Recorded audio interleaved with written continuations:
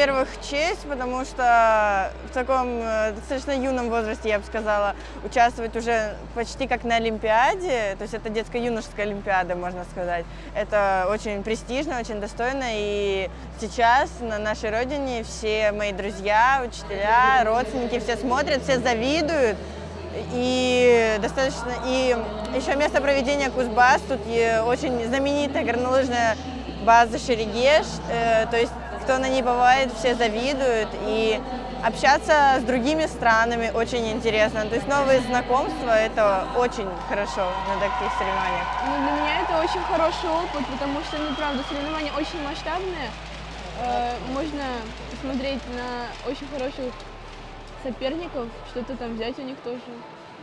Очень хороший опыт.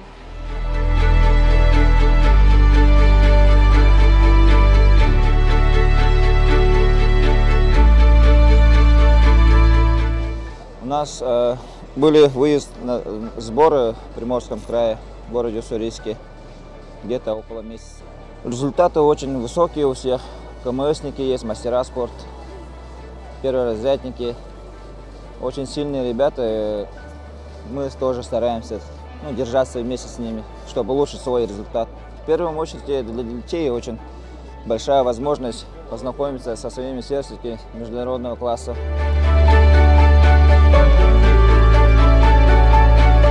Беремненине тон августка бу Приморский край Уссурийский газ бу онна бу коллектив январга эме 2 неделя Уссурийскийга эме сбор бут нас бут жарга тетертен бу арылык бутта мата хуглали жавут жартана жавут корегу бут бу онна постоянно мат туруп таклани онна бу январга ханга бу мат буллар онон же бу аныс бу сезонтан уже скоростка уже кутамакка үлели бол.